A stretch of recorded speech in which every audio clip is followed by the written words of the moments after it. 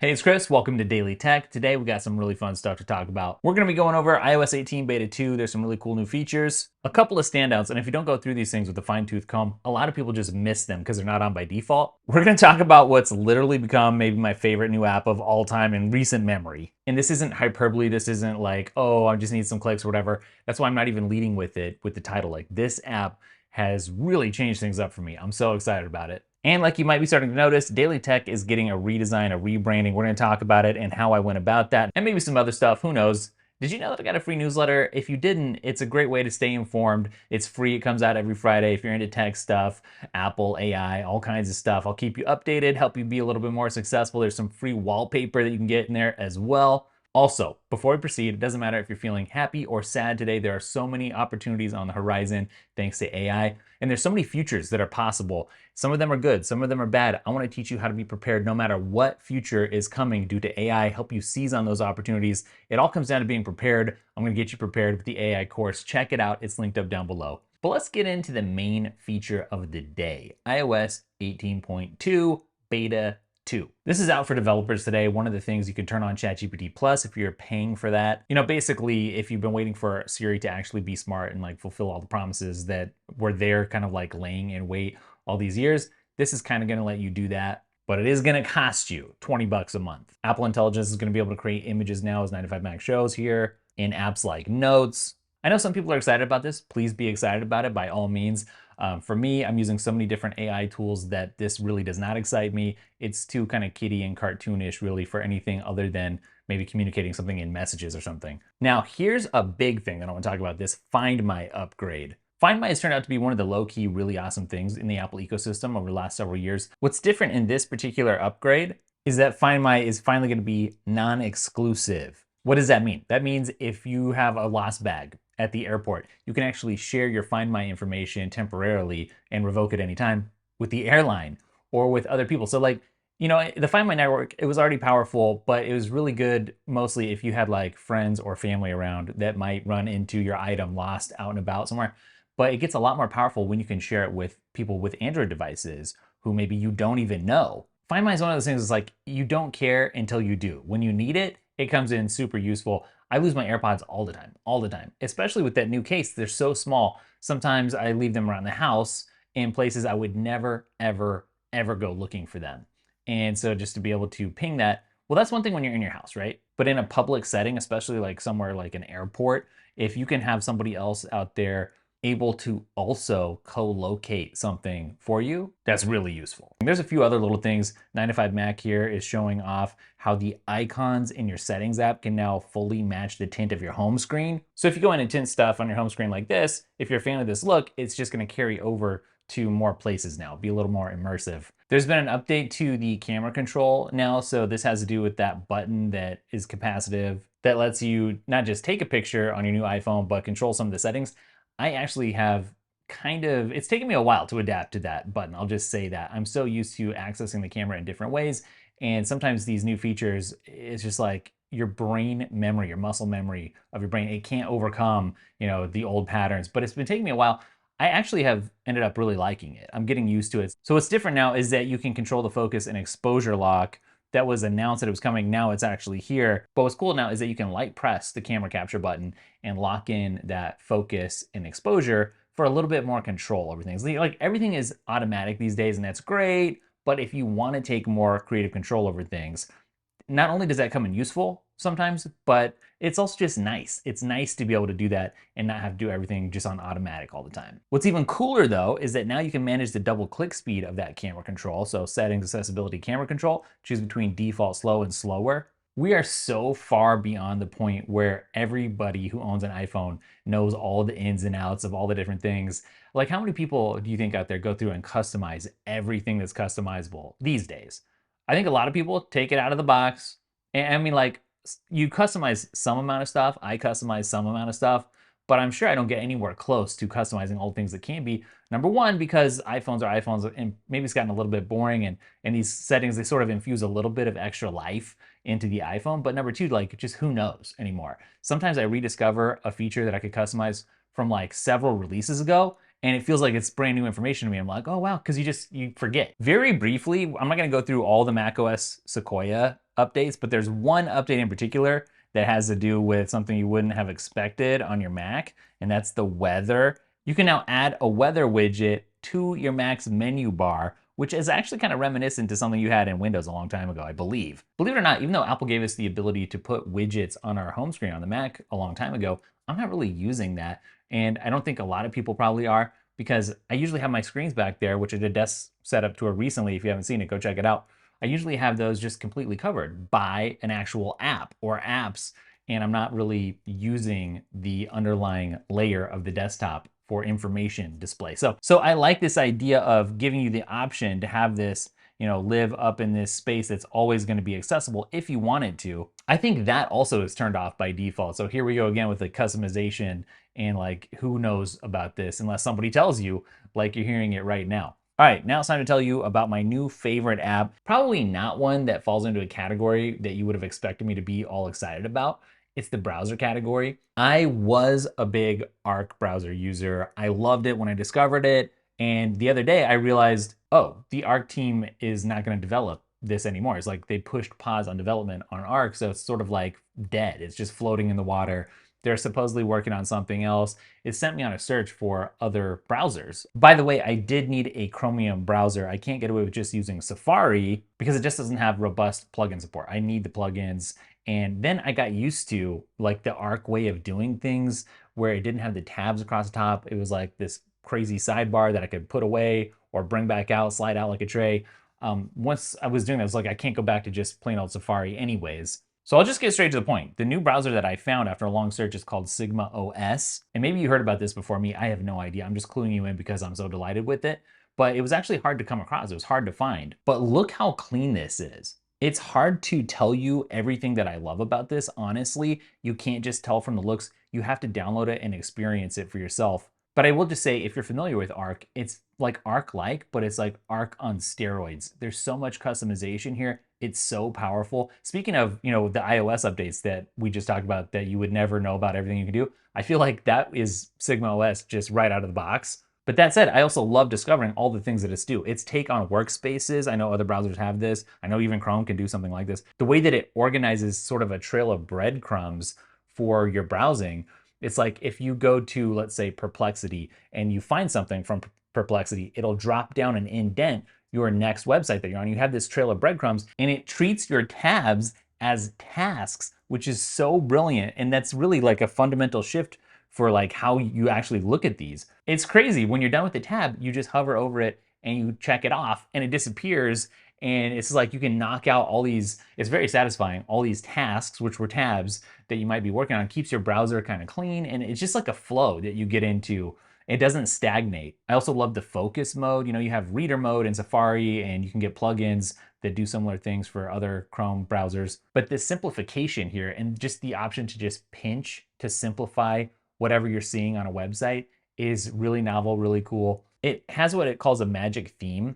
And it's kind of hard to explain, but every time you open a different website in a tab, it sort of skins it in a different way, like all the surrounding components of Sigma OS.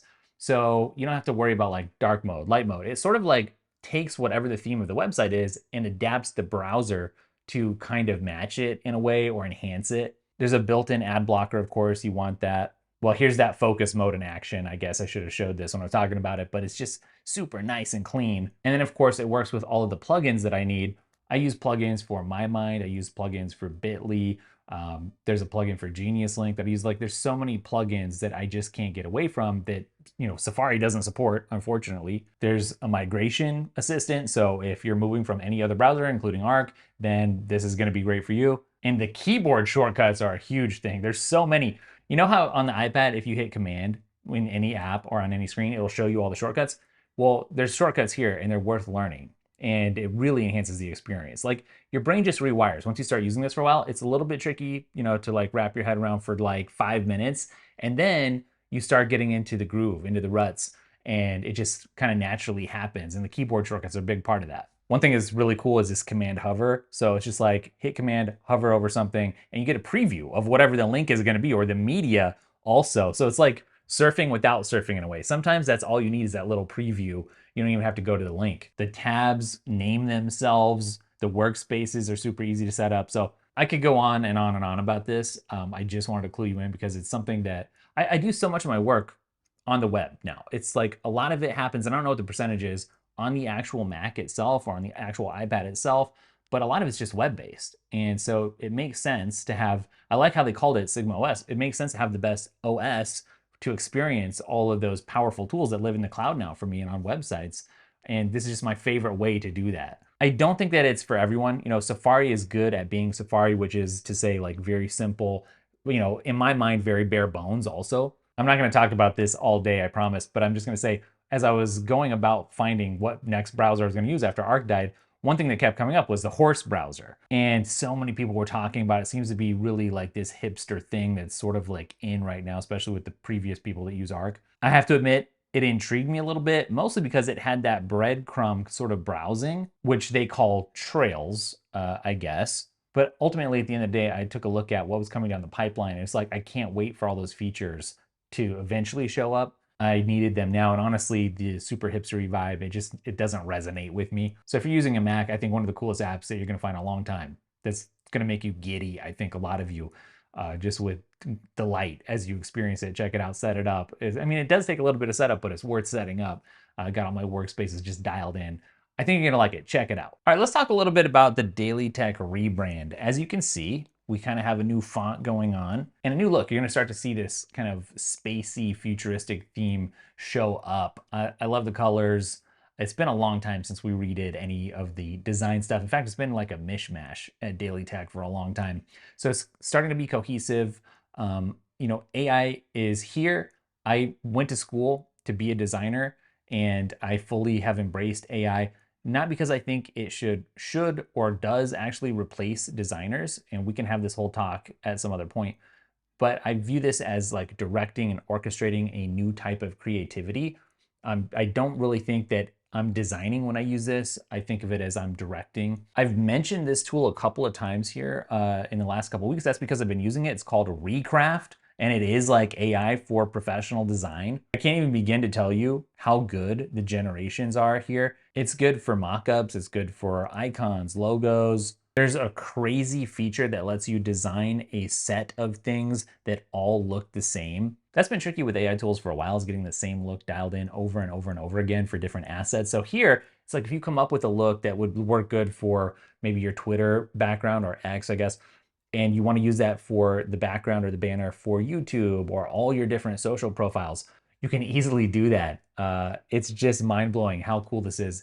And here's the thing with AI, it saves you so much time, right? And again, I'm sensitive to people who are like, well, I don't want to be replaced by AI. Sign up for my AI course, okay? I'm going to help you be positioned to take advantage of, you know, all the opportunities that are coming. I think there's such a huge advantage to everybody who's prepared for everything and sees a little bit of the future, sees a little ahead and adapts and prepares instead of just letting it hit you and wash over. It's going to change. I'm sorry, the design industry and a bunch of industries, but being prepared. The crazy thing is though, it saves me so much time. I mean, what would have taken hiring people or me, you know, 20, 30, 40 hours is taking me like an hour and a half. So this is just a long introduction to say like I did rely heavily on Recraft and I enjoyed every minute of it for coming up with a new logo for several different aspects of the Daily Tech quote unquote empire. But then speaking of human desires, I found this font from who is now recently become my favorite font designer ever. It's called Briar, and you're gonna see me using this across Daily Tech properties because I just love it. It's got a very organic feel, and I kind of like that, even though we're kind of going with this space theme. I've just about never seen a more creative font that just hit me. Sometimes you just connect with the font. I really connected with this font. Like the way that the little squiggle in the eye forms the dot above the eye, but it's all one piece. It's just a brilliant font. I can't tell you how much I love this font. And I'll link this person's website up. It's barrettrm.com if you want to check it out. They got a lot of cool fonts on here. You can buy the whole pack actually, which I'm very tempted to do. So grab the font, and then also I used an LLM to just sort of hash out like conceptually, you know, here's what I want to do. Here's my vision for the future of Daily Tech and some of the other properties, and you know, like what would be a good theme. Here's what I'm feeling, and so I sort of used my brain to get some ideas from AI and incorporate them, and then also use AI to my brain to use AI to make those happen. The reason we're going with this sort of space theme or look is like, I feel like, yes, we're going to talk about Apple and what's going on in tech and stuff, but also Apple as a window into all these other tools, what's really happening across the tech landscape. And also AI's let me be able to put more content out. I don't know if you guys are noticing that, but it's just like Chris amplified. So my intelligence pushed out there, both in quantity more and also to more places and in more ways. So I feel like it really is. Here's the ultimate thing, okay? Is AI a competitive advantage? It can be if you know how to use it. But also, if everybody's Iron Man, then nobody's Iron Man. But the problem is, not everyone wants to put on the armor, so to speak, and get the tools, right? The tools are technically there and available for people, but not everyone is taking the time to learn them and use them. And I think that's one of the possible futures that we'll be talking about in the course is you could lean into your quote unquote humanity and maybe make that a bit of a mode. And maybe it turns out that human centric stuff that isn't influenced, or maybe some people might consider it tainted by AI stuff, maybe that becomes like a luxury good in the future where there's just so much AI generated stuff all over the place that people are looking for and will pay a premium for human centric stuff. That's a possibility. But also, just for getting work done and amplifying yourself, I think that there's even if you like the idea of being like AI or human only, excuse me, AI only is another thing, right? If you're going to become merged with AI, like become a cyborg, that's a possible future also. I tend to be very human centric. Don't want to put humanity out of existence, right, with transhumanist ideology. But the point is, you can leverage AI to do incredible things, and not everybody is going to do that. And so even getting a little bit ahead of other people is going to be a huge opportunity. Now, let me talk about one other part of the future that's coming. And all of this, I've been thinking about all this, it's going into the course, right, to help you prepare. But I do think another possible future is a future where compute ends up forming a new class system. And you have people who have access to more compute, more AI firepower, let's say, than other people. And that starts to create some separation in terms of what people can do. So anyways, the course will help everyone, no matter what the outcome, whatever the future might be that is on the horizon, get prepared and be as prepared as possible and take advantage of all the opportunities that are there to take advantage of. So I got off on a bit of a tangent there, but what I'm talking about with this space theme, why did we pick that? Because it's like, tech now and beyond. And I'm feeling very optimistic about the future and, just what we can do as people. And it's a good time to be creative. I feel like a lot of the creativity I didn't have time for or wasn't excited about in the past, like I'm finding there's a new spark there because of these tools that let me direct and kind of orchestrate, bring these visions to life that wouldn't exist if I wasn't in the mix there, bringing these visions to life. That's why the logo for the AI course is a human fingerprint with the AI, because you can make an impression on things and make things that wouldn't exist if you didn't exist and if you didn't utilize these AI tools. Yeah, so give me your feedback on the look and kind of where it's headed.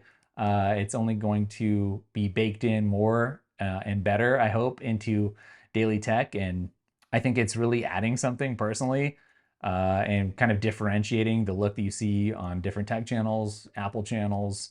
And so, yeah, a couple things. There's some extra content over on Daily Tech 2, the second channel. So make sure to check that out.